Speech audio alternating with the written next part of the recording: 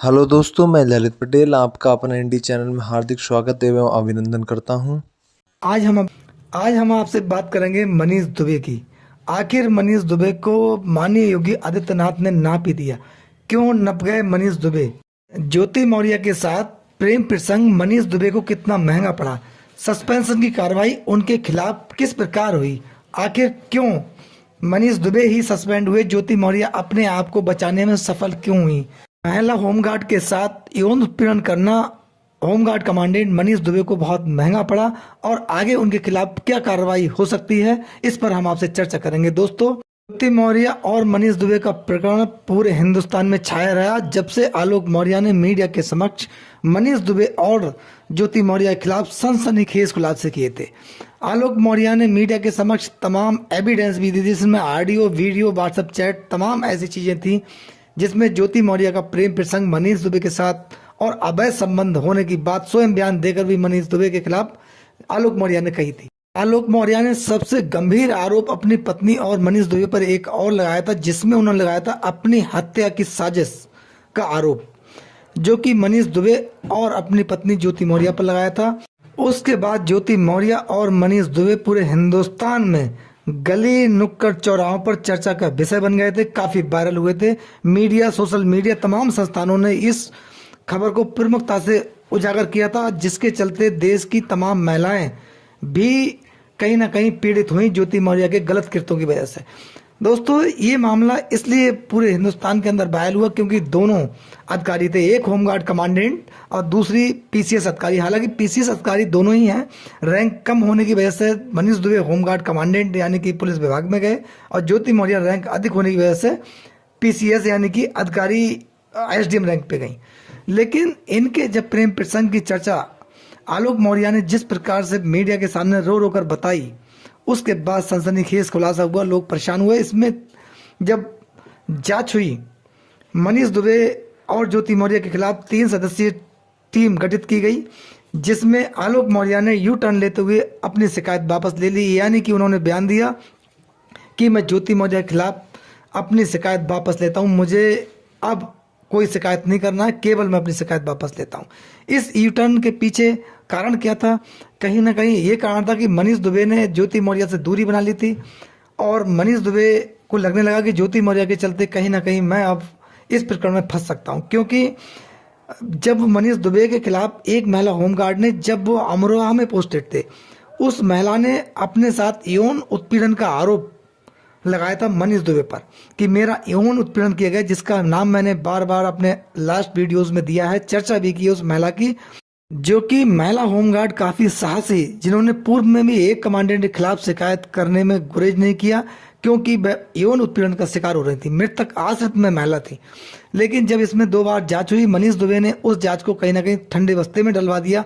जब ज्योति मौर्य का प्रकरण आया, तब इसमें पुनः शिकायत उस महिला होमगार्ड ने की और उसके बाद पीके मौर्य, डीआईजी होमगार्ड ने जब इसकी जांच की और शासन को प्रथम दृष्टया जांच में गलत साबित पाया गया मनीष दुबे को, और अन्य महिलाओं ने भी मनीष दुबे पर तमाम आरोप लगाए थे होमगार्ड्स ने। ऐसे में मनीष दुबे के खिलाफ कार्रवाई होना स्वाभाविक था और जब ये फाइल शासन के पास पहुंची, इस पर सीधे सीधे मनीष दुबे के खिलाफ सस्पेंशन की कार्रवाई और उसके बाद उन्हें डीजीपी कार्यालय होमगार्ड से संबद्ध कर दिया गया है। अब मनीष दुबे लखनऊ में आराम फरमा रहे हैं।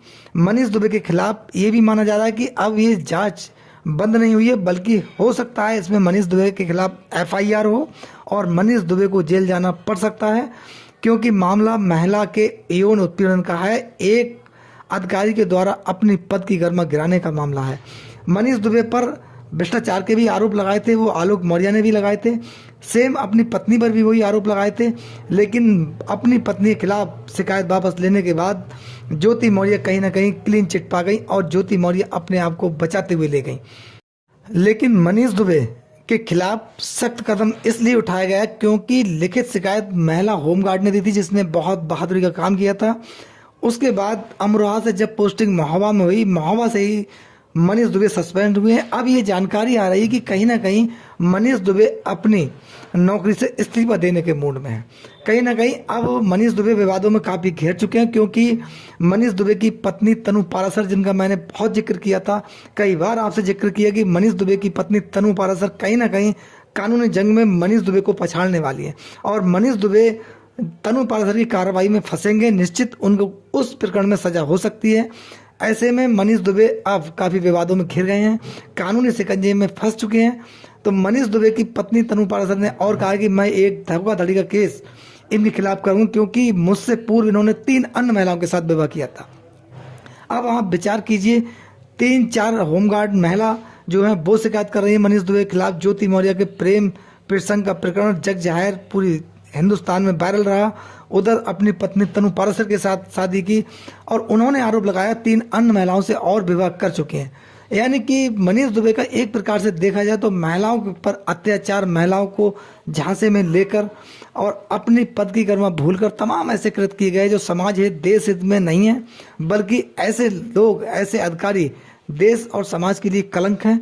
लेकिन अमरोहा की महिला होमगार्ड जिसने मनीष दुबे का डटकर सामने किया और उसके अत्याचार के खिलाफ अपनी आवाज बुलंद की, वह समाज के लिए एक आइकॉन है और सम्मान की पात्र हैं। देश के तमाम जागरूक लोगों का उनके लिए पूर्ण समर्थन था, जिसके बल पर मनीष दुबे जांच उपरांत सस्पेंड हुए और उनके खिलाफ और कार्रवाई होगी, जिसमें एफआईआर हो सकती है, क्योंकि विभागीय जांच मनीष दुबे के खिलाफ स्टार्ट हो चुकी है। अब ज्योति मौर्य और मनीष दुबे का अगला कदम क्या होगा?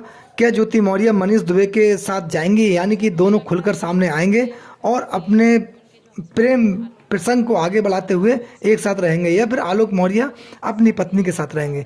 दोस्तों, यहाँ पर एक ट्विस्ट है, क्योंकि आलोक मौर्य ने अपनी पत्नी के खिलाफ शिकायत वापस ली थी, लेकिन इस प्रकरण में भी जांच होगी, क्योंकि भ्रष्टाचार का मामला था, इसमें जांच होनी तय है। सरकार बिल्कुल सख्त कदम भ्रष्टाचार के खिलाफ उठा रही है।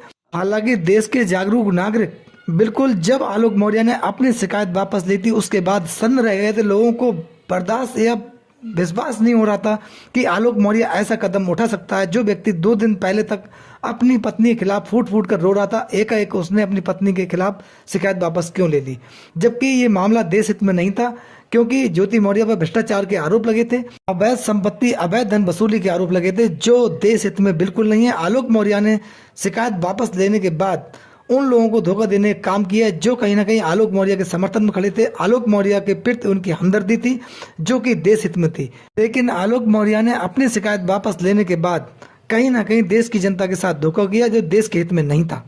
दोस्तों, अब इसमें मुश्किलें ज्योति मौर्य की भी बढ़ेंगी, क्योंकि जो आरोप मनीष दुबे पे लगे थे वही आरोप ज्योति मौर्य पर भी लगे थे।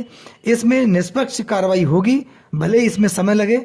अब ऐसा प्रतीत हो रहा है कि ज्योति मौर्य के खिलाफ मनीष दुबे की पत्नी तनु पाराशर भी कार्रवाई करेंगे, क्योंकि वह ज्योति मौर्य को दोषी मानती है। उनका कहना है कि ज्योति मौर्य के चलते ही मेरा परिवार टूटा है। मनीष दुबे ने कहीं ना कहीं मेरे साथ धोखाधड़ी जो की है वो ज्योति मौर्य की सह पे की है। प्रथम बाजी वह महिला होमगार्ड ने जीत ली है, जो अन्याय के खिलाफ डटकर लड़ती रही, अंततः जीत उसकी हुई। वह लोग भी धन्यवाद के पात्र हैं जो ज्योति मौर्य और मनीष दुबे के अन्याय के खिलाफ आवाज उठाने वालों के साथ डटकर खड़े रहे।